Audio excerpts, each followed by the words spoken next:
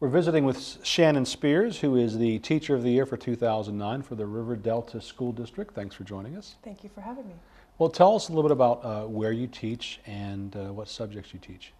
I teach in Clarksburg, which is along the Delta, and it's in southwest Sacramento, also bordering on Yolo County. And I'm an agriculture instructor, so it's a beautiful place to have a job.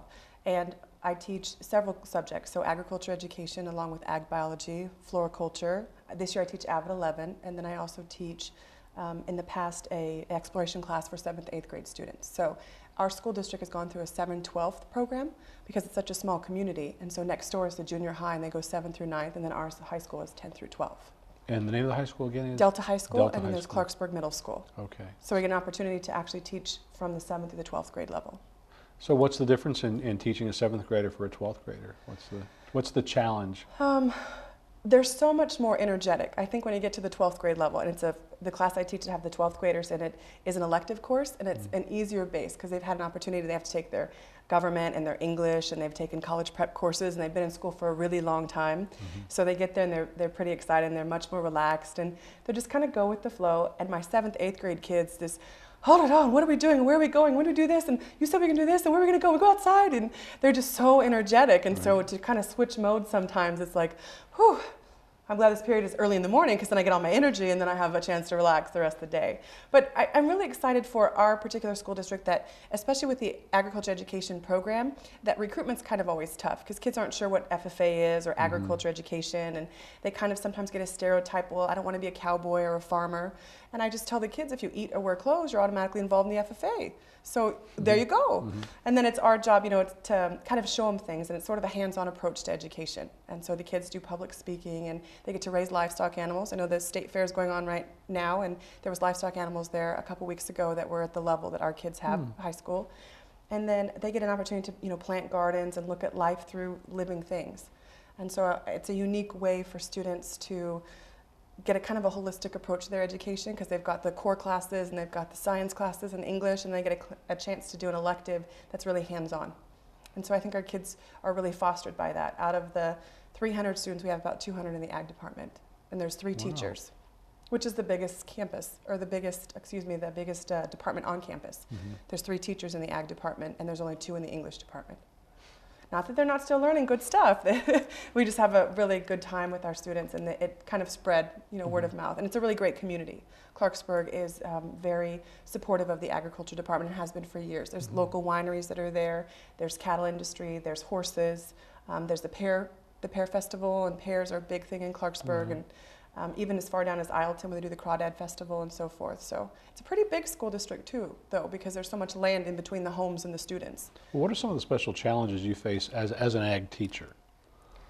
Well, with No Child Left Behind and the importance at the high school level of passing the California High School Exit exam, some students that aren't doing as well in math or in English have to take remediation courses, and those impact us because there's not enough time in their day for them to take elective courses. And we do teach the state standards in our agriculture biology and the agriculture science, earth science course, but the rest of our classes are elective based. And so there's mechanics that the kids can take, there's floral design. So it doesn't fit in their schedule if they've got to take a lot of remediation. And I think some students have a hard time spending the entire day just in academic courses. They need a chance to express themselves and to learn some different skills. And that's what agriculture is vocational skills, job skills. So how long have you been a teacher now? 11 years. It sounds so weird to say, Does like it? over a decade. That's a long time. Yeah, and I just remember when I first started teaching, it just seemed like it would be forever away. Like you're just trying to get to those first couple years, and then they just kind of go by. Each of them are so special in their own way, but then you stop and go, 10 years, wow, maybe I am good at this job. So has it been 10 years there, or? No, I taught at first, I got an internship. They had a real need for some teachers when I first started teaching in 1999, and so the school was willing to let me do an internship, so I got paid basically to student teach. And that was in Anderson, up out of Redding in Northern California. So I stayed there for 4 years, and then I moved down to Sacramento, and I've been at Delta now for 7. So in the amount of time, in the 11 years that you've been a teacher, how have you seen education change, or even students and dealing with students? How has that changed over the years? I think the big one with education would obviously be the implementation of No Child Left Behind. Because traditionally we were just vocational skills class, and it was all elective based. Students could choose to take biology, or they could choose to take ag biology. And ag biology was a course where you could tailor the curriculum to the students and to the area. With the implementation of the state standards, all students in all classrooms in all of, where we're at, have to have the same basic curriculum. And now that there's a test for that, it really limits the opportunity that you have to sometimes tailor a class specifically to students. And that's been the biggest thing for me, because as an agriculture educator, there's a lot of sciences that you could go over with students. There's animal science and plant science and landscaping and mechanics and business.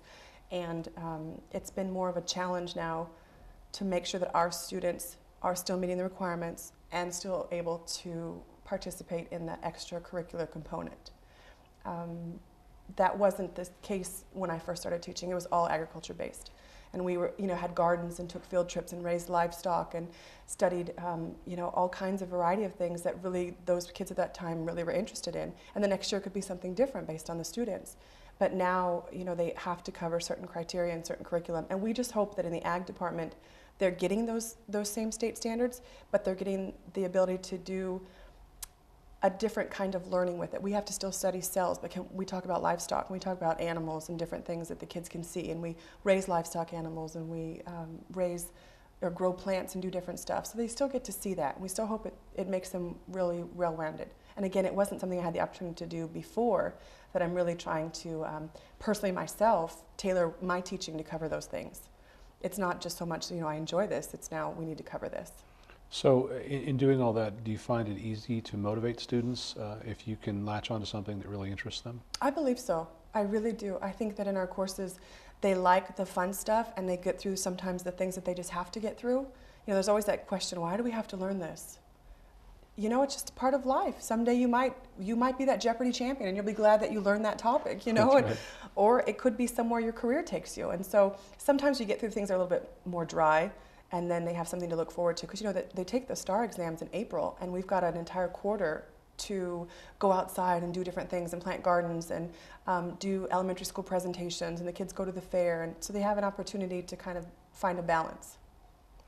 Well, what inspired you to be a teacher? What brought you to the profession? I think almost any good teacher has had a great teacher.